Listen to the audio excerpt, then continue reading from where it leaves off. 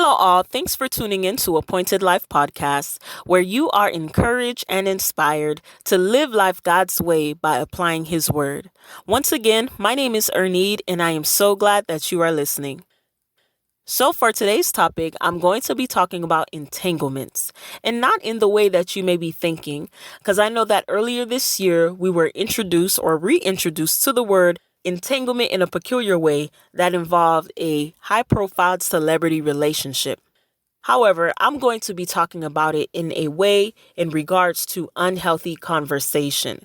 Now, before I dive into the topic, I want to go ahead and share with you two definitions that I found on Google for the word entangled.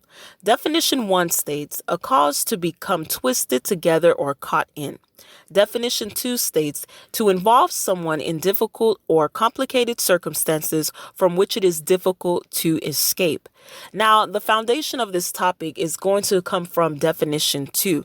The complicated circumstances that I'm going to speak of is unhealthy conversation. Now, what is unhealthy conversation? Unhealthy conversation is anything that involves gossiping, lewd speaking, negative speech or rhetoric, or any conversation that is used to tear a person down. Unhealthy conversation is not good for the person that is being spoken about or good for the person that is doing the speaking. What it does, it leads a person down a black hole that is never ending. With unhealthy conversations, you can liken it to unhealthy foods. Unhealthy food is not good for the body because it can cause health issues in the long run. Even though we know that the more we desire these unhealthy foods, the more we eat it. And that is the same thing with unhealthy conversations. It's neither good for the body or the soul. The more we participate in these unhealthy conversations, that's the more we desire it, the more we want to be a part of it. The thing is, with unhealthy conversation, it don't only do the work of, having something spicy or juicy to talk about, but it causes your perspective and your view on life to be skewed. It causes your perspective of yourself and others to be negative. So that's why it's so important for us not to be involved in or get entangled into unhealthy conversations. So the very thing that we do use to bring forth these unhealthy conversation is the tongue. Though it is the smallest organ in the body, it is one of the most powerful organs. Why? Because it is a tool that we use to articulate anything that is in our heart or mind. In James 3, it talks about taming the tongue. It talks about that we use our mouth to praise or bless someone, and we can use that same mouth, that same tongue that we use to bless or praise someone to curse them. And it shouldn't be so. We should have more self-control where we are able to walk away or not participate in those type of speech. There's a statement or a saying that has been passed down from generations to generation, and I'm sure it's been translated into different languages. That is, sticks and stones may break my bones, but words may never hurt me. And that is a lie from the pits of hell. Only reason why I say that is because the pain that comes from sticks and stones is a temporary pain. You can become healed from it.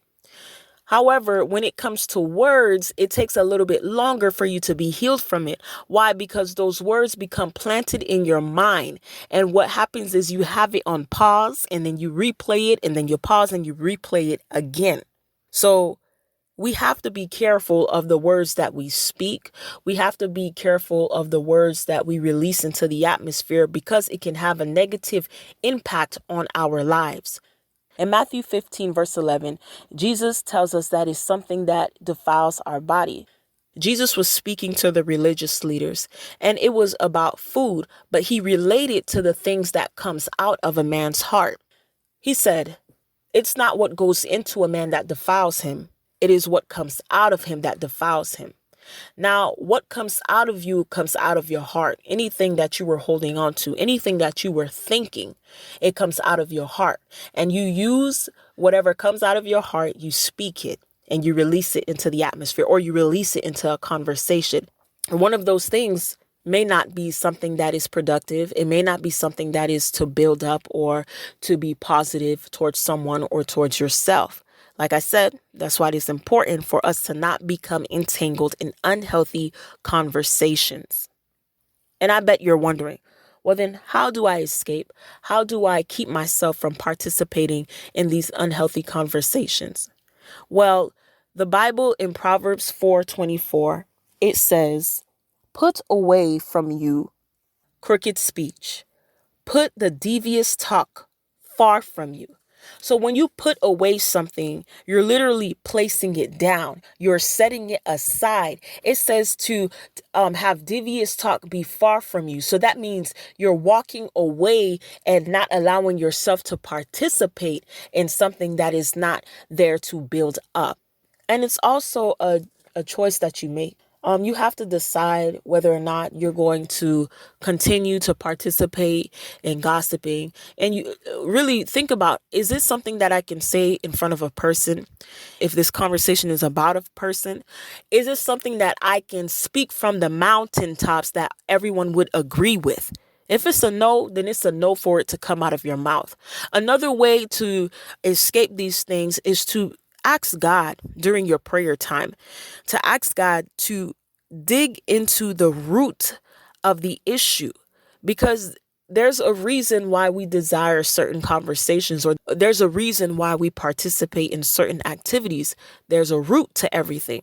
So you ask God to deal with the root of the situation, because anything that comes out of your mouth comes from your heart. So it's more of a heart issue than it is a tongue issue. Because if the heart is pure, if the mind is thinking good thoughts and things above, there's no way that evil things can come out of your mouth. There's no way that you can participate in lewd and unproductive conversations. So the Bible instructs us this. Colossians 4 verse 6 says, "Let your speech be seasoned with salt, so that you may know how to answer each person." Now, something that is seasoned is salt brings flavor. It brings preservation to a food. So your speech has to be able to preserve and uphold and build up the person that you're talking about, or uphold and build up yourself, because it's important that we have the good flavors in our life. It's important that when we speak, it is something to build up. It is not something to tear down. Whatever we can do to turn away from those types of conversation, we should do. If we have to stop in the middle of the conversation and say, hey, you know what? I don't think I should give my 2 cents regarding this. If you ain't gonna say nothing good, then don't say nothing at all. Or you just walk away. You kindly walk away. You kindly dismiss yourself from the conversation, so you're not participating in it. Why? Because it can disrupt your spirit. Like I mentioned before, it can cause you to have a skewed perspective on life, your life, and the life of others. So do not be entangled in unhealthy conversation.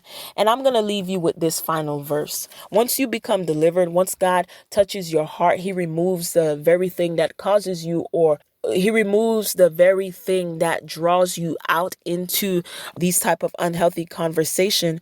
Do not go back into it. Galatians 5 verse 1 says, "Stand fast, therefore, in the liberty wherewith Christ hath made us free, and be not entangled again with the yoke of bondage." Once God frees you from this thing, do not try to go back into it. Once you are free, remain free. Thank you once again for listening to Appointed Life Podcast, and I just pray that you have a blessed day.